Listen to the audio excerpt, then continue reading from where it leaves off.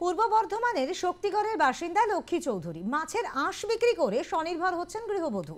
মাছের আঁশ জোগাড় করে সেই আঁশ রোদে শুকিয়ে বিক্রি করছেন বাজারে।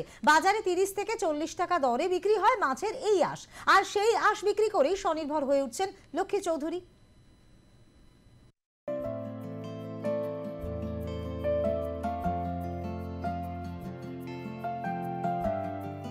মাছের আঁশ বিক্রি করে স্বনির্ভর হচ্ছেন গৃহবধূরা, এমনটাই ধরা পড়ল আর প্লাস নিউজের ক্যামেরায়।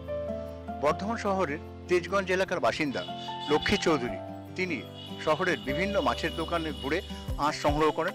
সেই আঁশ জলে ধুয়ে পরিষ্কার করে রোদে শুকিয়ে সুন্দরবনের একটি সংস্থার হাতে তুলে দেন।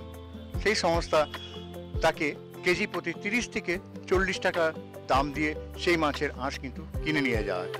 লক্ষ্মী দেবী জানিয়েছেন তিনি গড়ে 3 থেকে 5 কেজি মাছের আঁশ সংগ্রহ করে তুলে দেন ওই সংস্থার হাতে।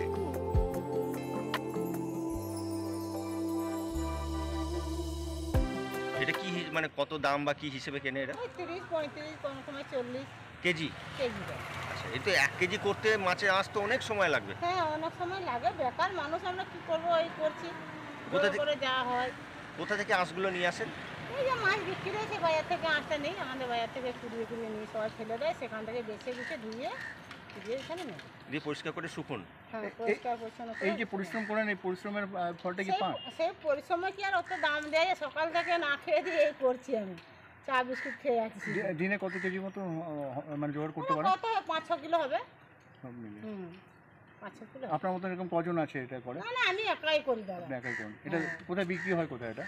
এটা বিক্রি হয় নিয়ে একজন এসে। আচ্ছা, এটা কি কাজে লাগে? বলে মুরগির খাবার হয়, বলে পেস্ট করে মুরগির খাবার হয়।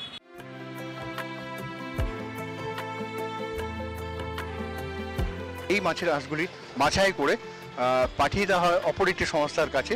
সেখানে মহিলাদের বিভিন্ন প্রসাধনী তৈরি এবং ঘর সাজানোর বিভিন্ন সামগ্রী তৈরি করা হয়।